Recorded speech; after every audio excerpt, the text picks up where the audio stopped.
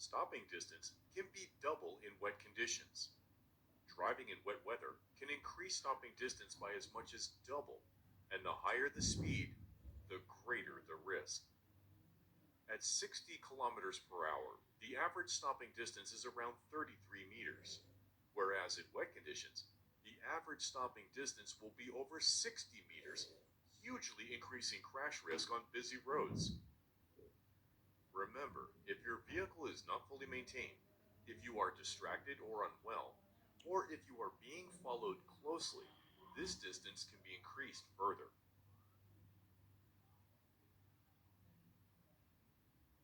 Click on the next button to continue. Flowing distance can be doubled in wet conditions.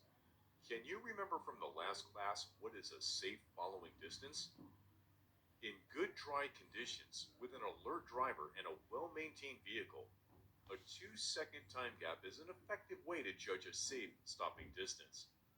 Pick a stationary object like a street lamp, and when the car ahead passes it, begin to count off 2 seconds. If you pass the object before you finish counting, you are too close and should increase your distance. If the weather is poor, if you are distracted or unwell, if the vehicle you are following is large, or if you are being followed closely, you should consider at least doubling your separation distance. You should always be able to stop in the distance you can see to be clear ahead. Click on the next button to continue. Aquaplaning. In wet conditions, as your speed increases, water builds up under the wheels. At best, this can increase stopping distances by as much as double, but if enough water builds up under the tire, you can aquaplane, whereby the car slides along a thin film of water. The steering and brakes will not work, and the risk of a crash is hugely increased. The only solution is to take your foot off the accelerator and hope the car slows enough to come back into contact with the road surface before it hits another vehicle.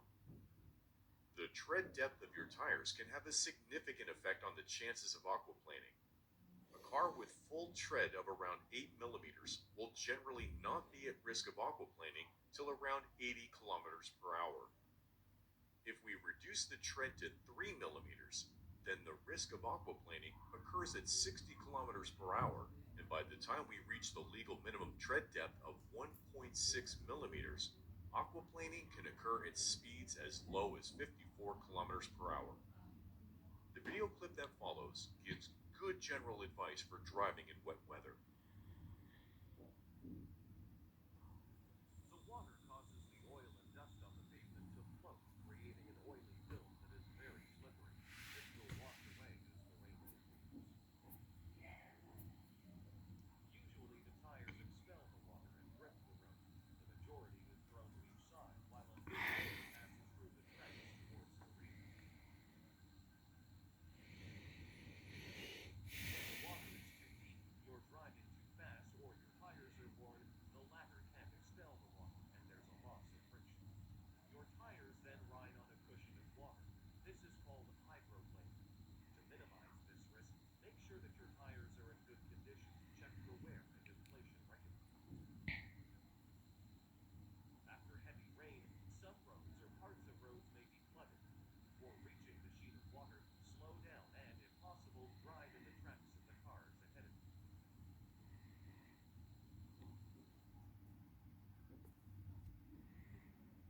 Click on the next button to continue.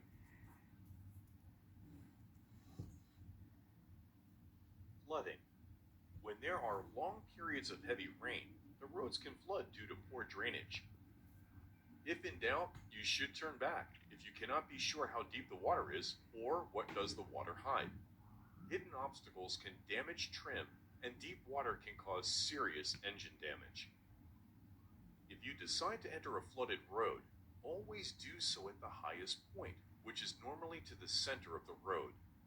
Maintain a slow, steady speed. Avoid changing gear, as this can cause waves, and the water might wash back into the air intakes, causing engine damage.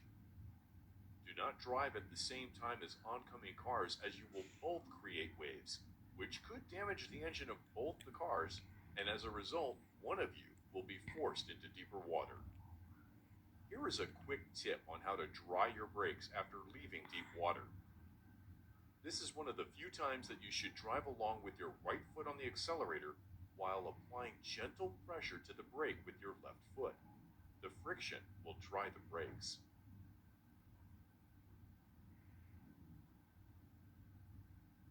Click on the next button to continue.